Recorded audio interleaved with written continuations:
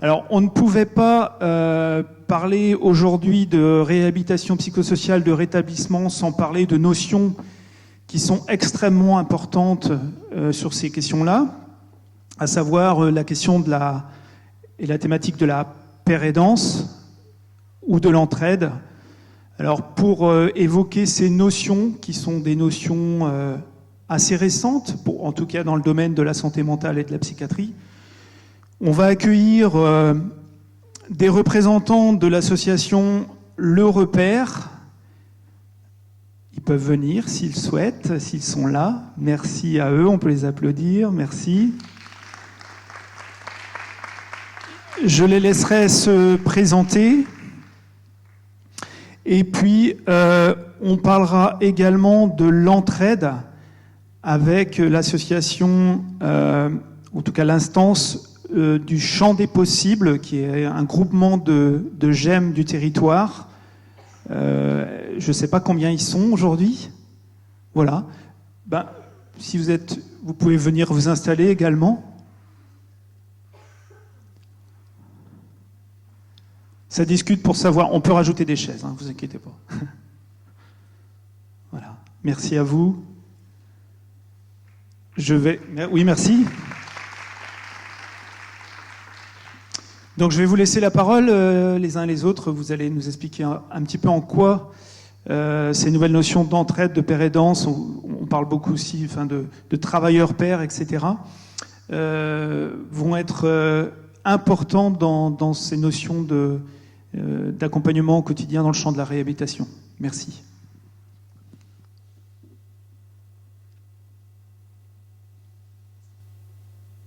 Bonjour, moi je m'appelle Frédéric Maurice, je suis vice-président de l'association Le Repère. Bonjour, je suis Vanessa Lauzé, je suis secrétaire de l'association Le Repère. Et bonjour, je suis Andrea Toquet, je suis président de l'association Le Repère. Et aujourd'hui, alors déjà, le titre est un petit peu modifié puisque l'intervenant de pair en santé mentale qui devait intervenir avec nous n'est pas là aujourd'hui. Donc cette intervention va se dérouler en 3 temps. On va d'abord vous présenter notre association déjà. Et puis ensuite, on essaiera de répondre à cette question, en quoi la pair-aidance est un levier majeur du rétablissement. Et puis on partira ensuite sur un cas plus concret d'évolution de parcours en fait, avec de la pair-aidance. Du coup, je sais pas. Ok, impeccable. C'était moi qui commençais. Voilà. Alors, le repère, c'est qui, c'est quoi, qui est-ce qu'on est en fait, nous. En fait, c'est une association qui est née le 30 septembre 2020, donc il y a un peu plus de 2 ans aujourd'hui, à la suite d'un groupe de travail qui avait lieu depuis un peu plus d'1 an en fait. On est tombé en plein Covid. Voilà. Et ce groupe de travail, il était constitué de personnes rétablies, en voie de rétablissement, dans les champs de la santé mentale, de la précarité et du handicap. Et puis aussi de personnes support, des professionnels qui sont investis dans ces questions de pair-aidance et de personnes qui sont familles ou entourage de personnes touchées par la souffrance psychique. Notre objectif, en fait, pour reprendre le projet associatif, c'est de promouvoir et développer la pair-aidance dans les champs de la santé mentale et de la précarité, dans les Côtes-d'Armor, par des actions d'information, de formation et d'échange, la participation aux instances et la représentation d'usagers, et aussi de favoriser le lien entre pairs aidants, usagers et professionnels, et de développer le réseau des pairs aidants dans les Côtes-d'Armor.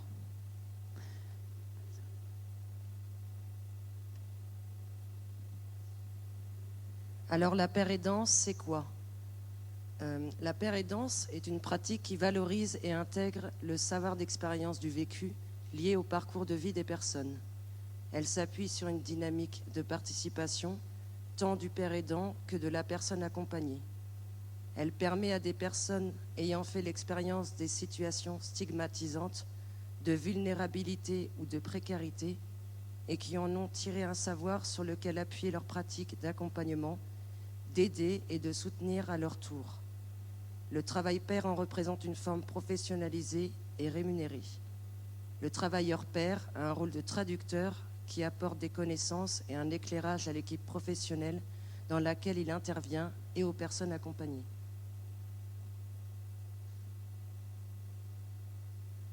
Genèse et premiers pas. Fin 2019, premier groupe de travail sur l'idée de monter une association réseau pair du 22. Avril 2020, date initiale de l'AG constitutive repoussée pour cause Covid. Septembre 2020, AG constitutive, année 2021-2022, travail avec le PTSM 22 sur la fiche action Père et Danse. Printemps 2021, convention avec la FAS. Été 2021, première rencontre entre pères aidants pères aidants pour un projet de conférence.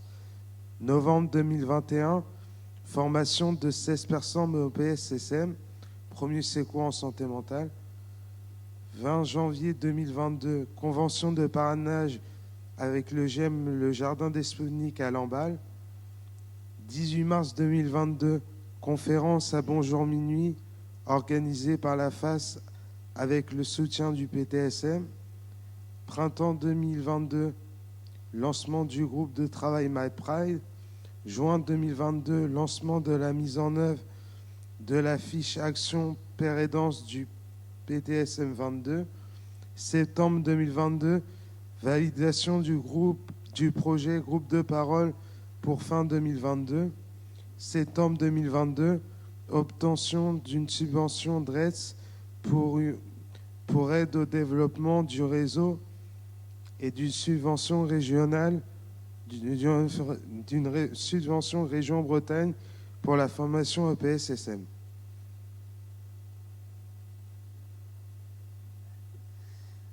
Alors tout ça, c'est un petit peu le bilan de tout ce qui a été fait jusqu'ici pour vous montrer qu'en 2 ans d'existence, on a déjà fait pas mal de choses. Et donc, une petite présentation rapide de nos partenaires, en fait, aujourd'hui. Donc, ils ont été un petit peu cités par Frédéric précédemment.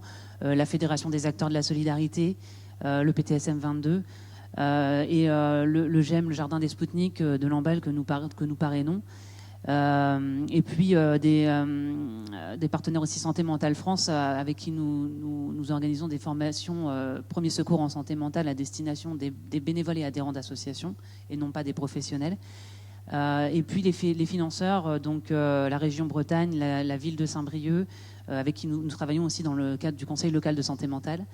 Et puis la stratégie nationale de prévention et de lutte contre la pauvreté, donc la DRETS qui finance là nouvellement cette année une partie de projet également pour nous. Alors nos adhérents sont des personnes vivant ou ayant vécu des situations de stigmatisation et ou d'exclusion liées à des problématiques de santé mentale, précarité, handicap, qui sont dans une démarche de rétablissement et souhaitent s'investir dans des missions de père et danse, des associations d'usagers, des institutions professionnelles qui soutiennent la démarche. Le conseil d'administration est composé d'une majorité de personnes concernées. Seules des personnes concernées peuvent accéder aux fonctions du bureau, présidence, secrétariat, trésorerie. Nos projets. 4 axes priorisés sur 2023. Axe 1, déstigmatisation, le projet MyPride. Axe 2, groupe de parole entre pairs. Axe 3, formation des bénévoles et adhérents d'associations au PSSM. Et axe 4, participation à la création d'un réseau de pères aidants bretons. Voilà donc pour la présentation de l'association et j'en profite pour vous toucher un petit mot de la demi-journée de mardi prochain. S'il y avait des personnes qui ne sont pas au courant et qui souhaiteraient venir, on fait une présentation un peu plus développée en fait de l'association et de ces 4 axes, ces 4 axes qu'on priorise sur 2023. Voilà pour la présentation et du coup on va pouvoir rebondir sur cette question de en quoi la père aidance est un levier majeur du rétablissement en santé mentale. Je ne vais pas forcément revenir sur la notion de rétablissement, elle a été plutôt bien expliquée, mais je vais quand même vous la redire avec mes mots à moi, mes mots de personnes rétablies ou en voie de rétablissement, parce qu'un rétablissement, c'est jamais quelque chose de figé, c'est un chemin sinueux, et c'est l'histoire de toute une vie. Et puis, ce rétablissement, en fait, moi, là où je tenais vraiment à apporter mon œil, en tout cas, de personne père, ce rétablissement, pour moi, c'est surtout ne pas avancer à l'aveugle.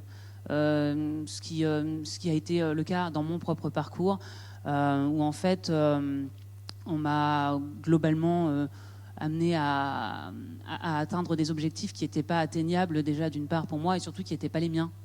Les objectifs qu'on peut imaginer dans une vie, pour être très caricatural, le CDI à 35 heures dans une boîte qui paye bien, la maison propriétaire, être marié, avoir 3 enfants, le scénic et le labrador, voilà. C'était pas du tout mes objectifs. Et donc du coup, ce que je trouve important dans un parcours de rétablissement, c'est justement pouvoir définir des objectifs qui sont les objectifs de la personne qui est au centre de ce parcours-là. Peut-être des objectifs étapes, parce que effectivement, moi le travail, par exemple, c'était un grand objectif de mon rétablissement. C'était quelque chose que je voulais vraiment atteindre, mais c'est quelque chose que j'ai atteint par paliers. J'ai commencé par m'investir dans un certain nombre d'instances, puis faire du bénévolat, puis prendre un petit travail à temps très partiel, etc. Et aujourd'hui, j'évolue vers peut-être pas un temps plein, mais quelque chose qui s'en rapproche. Voilà. Et puis bon, une fois qu'on a défini ces objectifs, l'important c'est les moyens. Alors déjà, ne pas confondre les moyens et les objectifs, ça peut être intéressant. Et puis surtout accepter une chose, c'est que nos moyens à nous, ils sont pas forcément hyper conventionnels. Moi, je vais vous donner un exemple très très concret. Aujourd'hui, ici, on est à Binic. Moi, j'habite à Saint-Brieuc. Normalement, je crois que c'est à peine 15 minutes de route. Moi, j'ai mis exactement 32 minutes à venir ce matin parce que je suis incapable d'emprunter en voiture une portion de 4 voies ou un pont. Vous imaginez la double difficulté entre Saint-Brieuc et Binic. Donc, du coup, ouais, j'ai pris les petites routes. Je prends les petites routes tout le temps. Ça peut déstabiliser. Ça peut être pour les professionnels des moyens qu'on peut utiliser pour faire les choses qui peuvent être un peu déstabilisants, mais c'est nos moyens à nous. Et voilà, donc dans ce parcours de rétablissement, en tout cas, ce qu'on peut connaître, ce qui est important aussi à souligner, c'est des moments de stop et des moments de recul même. Et je vous dis ça, moi encore, ça m'arrive aujourd'hui, j'ai 10 ans de parcours, plus de 10 ans de parcours en psychiatrie derrière moi, et ça m'arrive encore de m'arrêter, ça m'arrive encore de reculer, de faire, d'avoir des choses qui vont moins bien. C'est pas grave, c'est normal. On parle d'un chemin sinueux, ça peut être un chemin avec des allers-retours. Ça peut être aussi qu'à un moment donné, le moyen que j'ai utilisé pour arriver à mes fins, c'était pas le bon, donc en fait, c'est pas grave, je m'arrête, je prends une pause, et je retrouve un autre moyen pour faire d'une autre manière. Voilà, et donc si je vous parle de tout ça, c'est pour dire un petit peu le père aidant aujourd'hui. Donc moi aujourd'hui, c'est la fonction que j'occupe. Donc le père aidant n'est pas un super héros, ni une image d'Épinal du rétablissement, surtout pas. C'est pas ce qu'on souhaite être, mais plutôt une preuve qu'on peut y arriver. Et un traducteur aussi quelquefois entre les personnes accompagnées, les professionnels.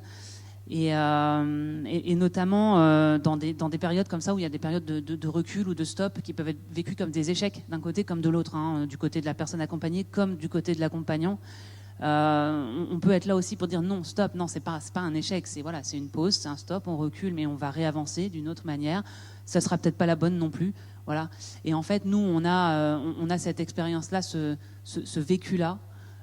Qui nous permet d'apporter une vision complémentaire à celle des autres professionnels de l'équipe. Je lis mes notes. Donc du coup, voilà, le rôle du père aidant dans un rétablissement, en fait, il est là aussi pour rappeler ce qu'est un chemin de rétablissement, pour aider à fixer les objectifs, tester les moyens. Voilà, moi j'appelle ça du test en fait, c'est-à-dire que l'objectif il est là, on va tester différents moyens. Voilà, il y a une notion aussi d'écoute qui peut être un petit peu différente parce qu'on a une expérience commune de la souffrance psychique. Donc quelquefois, les choses qui vont sortir lors d'entretiens ne vont pas être les mêmes qu'avec un professionnel, par exemple. Donc tout ça, c'est très complémentaire. Pour en venir à un petit peu la conclusion de ce que moi j'avais à vous dire, est-ce que finalement, c'est un petit peu une question que je vous pose, vous n'êtes pas obligé d'y répondre, vous y répondez pour vous-même et on peut en reparler.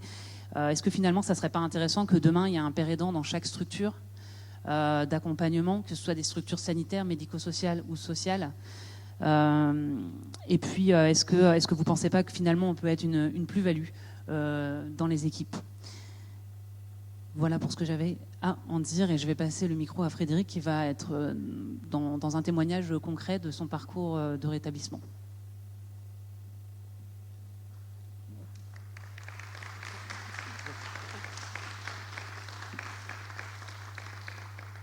Du coup, moi je vais vous raconter un peu mon parcours. Donc j'ai découvert la pérédance grâce à ma psychiatre qui m'a parlé des groupes d'entraide mutuelle. Donc j'ai intégré le groupe d'entraide mutuelle des villages à Saint-Brieuc, l'espace Crumble, ce qui m'a permis de me rendre compte de ce qu'était la pérédance. Ce qu'il faut savoir, c'est dans un GEM, on fait de la pérédance au quotidien. Donc voilà. Et puis à force de faire des réunions avec les GEM, tout ça, j'ai rencontré Andrea, qui m'a parlé de son projet d'association de l'Europère et ce qui m'a permis d'intégrer l'association et faire encore plus de pérédance, quoi. Donc voilà.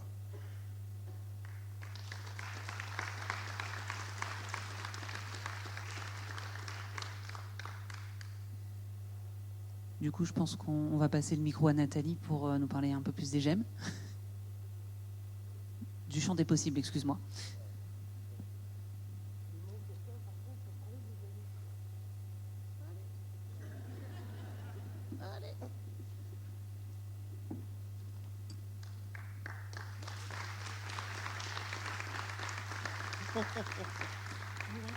C'est moi qui commence. Bonjour, je me présente, je suis Nathalie Lejean. Je suis présidente du GEM Un pas en avant de Dinan. Et j'occupe aussi la fonction de représentante des adhérents au sein du collectif régional Intergem, CRIGEM. C'est dans ce cadre que j'ai intégré le comité de suivi des personnes concernées au sein du projet territorial de santé mentale, le PTSM, le champ des possibles. C'est le nom que nous avons donné collectivement à ce comité de suivi. Les groupes d'entraide mutuelle ont vite été repérés pour représenter, témoigner et faire remonter les envies, les idées et la parole des personnes concernées par des problématiques de santé mentale. Nos réunions de travail ont lieu généralement dans un GEM. Saint-Brieuc, Lamballe, Paimpol, Guingamp, au choix. Il y en a 32, 33 en Bretagne. Mais nous, c'est plutôt le 22, on est 12. Dans un esprit convivial, nous prenons part aux actions du PTSM en donnant notre avis sur les sujets présentés par Thomas Perrault, coordinateur du PTSM 22. L'esprit bienveillant qui règne lors de ces rencontres facilite notre autodétermination, faire des choix, exprimer son avis, proposer des idées. L'une des actions en cours par le champ des possibles est la réalisation de brochures communes à tous les jeunes des Côtes d'Armor afin de faciliter la connaissance de ce dispositif basé sur l'entraide entre pairs. Je laisserai nos amis du GEM de Lamballe vous présenter leurs vécus dans leur GEM.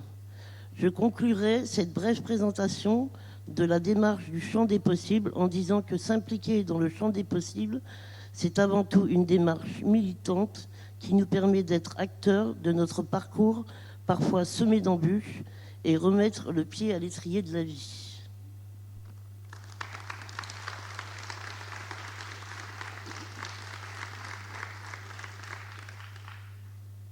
Alors bonjour à tous. J'espère que vous allez me comprendre, j'ai du mal à parler. Voilà, bref. Alors en 2019, j'ai travaillé dans une association d'insertion globale. C'est grâce à l'association que j'ai découvert le GEM, que je me suis aperçue que j'étais pas tout seul à avoir des problèmes de solitude. J'ai pris la poste de co-présidente, présidente en 2010, car je trouvais important de donner la parole au monde du GEM. Depuis, je suis co-présidente à Nadine. Depuis plusieurs années que je m'implique, j'ai trouvé normal que ma participer au CRIGEM. Voilà.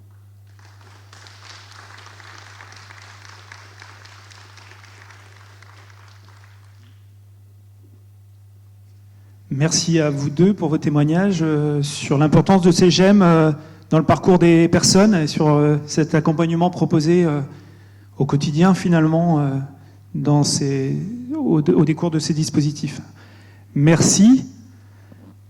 Vous pouvez regagner votre place. Merci, c'est gentil.